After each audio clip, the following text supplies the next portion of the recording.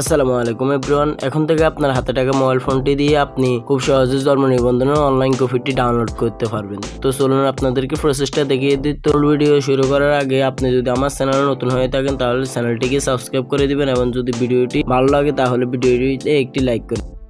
আপনারা চলে যাবেন আপনার ফোন থেকে যে কোনো একটা ব্রাউজারে। তো আমি আমার ফোন থেকে যে কোনো একটি ব্রাউজার ওপেন করে নিচ্ছি। তো আমার ফোন থেকে আমি ক্রোম ব্রাউজারটি ওপেন করে নিচ্ছি। তো এখানে ক্রোম ব্রাউজারটি ওপেন করার পর এখানে আমরা একটা জিনিস লিখবো bdris.gov.bd।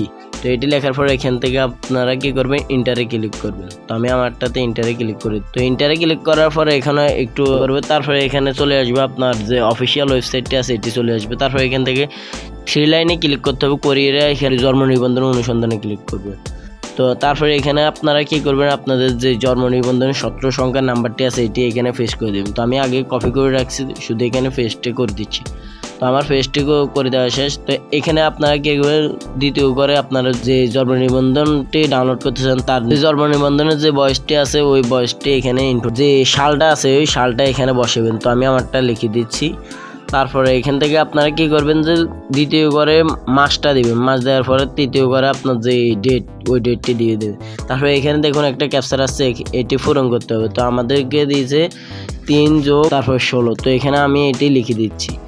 তো আপনাদের ক্ষেত্রে অন্যভাবে আসতে পারে, হয়তো বা গুণ আসতে পারে বা মাইনাস আসতে পারে। তো আমি একটা দেওয়া শেষ। এখানে আমি সার্চ করার সাথে সাথে চলে এসেছে দেখুন জন্ম নিবন্ধনটি। তো অনেকে আছে এখান থেকে স্ক্রিনশট মেরে নেন। তো আমি এটা করবো না, আমি এখান থেকে 3 লাইনে ক্লিক করব। তো শেয়ারে ক্লিক করব।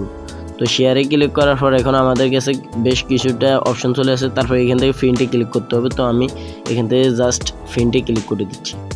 ফিনটি ক্লিক করার পর একটু লোডিং নিবে। তো এখানে লোডিং নেওয়ার পর সুন্দরভাবে চলে আসছে। তারপর এখান থেকে আমরা কি করব, সেভে ক্লিক করব।